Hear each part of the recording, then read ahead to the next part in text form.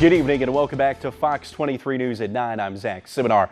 It was a struggle of a week for the Southern Miss women's golf team, who brought home a 12th place finish out of 14 teams at the Memphis Intercollegiate. That wrapped up yesterday. Golden Eagles finished 69 strokes off the pace and didn't get one player to finish inside the top 35 on the individual leaderboard. Our best friend, Champi Takadaka, had the best week, firing a .229 to come home in 37th.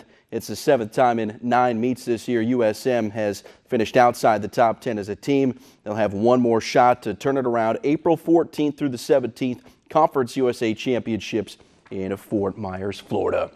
And the annual Katie Harrington Fellowship of Christian Athletes golf tournament set for April 18th from the Laurel Country Club. Tournament is a 4-person scramble with a $400 entry fee per team. You're running out of time to sign up. The winter qualifiers for the FCA tournament at the Old Waverly Golf Club in West Point.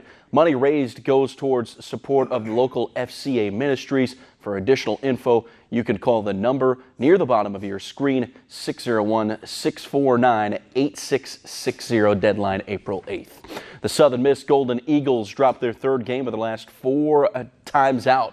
Last night at home against South Alabama, Golden Eagles surrendered at least one run in each of the game's innings outside of the first and second in a 15-6 loss. USM drops to 17-9. They'll host Marshall this weekend beginning on Friday. The Mississippi State Bulldogs and the rest of the SEC may soon have their hands full with the Texas A&M Aggies. A&M has announced their intentions to hire Buzz Williams to be the next men's head basketball coach. Williams has ties to A&M, where he was an assistant coach for the Aggies from 2004 to 2006. He's been the head coach at Va-Tech the past 5 years, where he made 3 trips to the big dance. Before that, he led Marquette to the tournament 5 of 6 years with the Golden Eagles.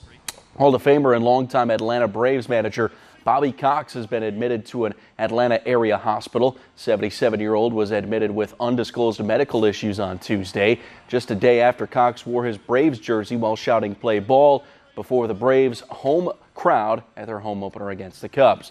Braves manager Brian Snitker spoke to the media today, recognizing that he reached out to Cox's family and said they are very concerned. Stunned, I guess, reaction. He's holding up great, as Bobby would. I mean, he's a strong man. He's very determined. He's got a strong will. You know, it's just something right now that we're all just doing a lot of praying, and they're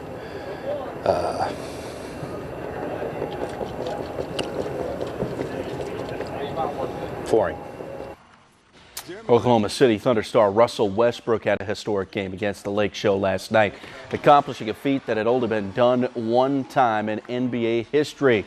By the time the dust settled, Thunder's win over the Lakers, Westbrook had 20 points, 20 boards, and 21 assists, joining the great Wilt Chamberlain as the only player to ever have a 20-20-20 stat line.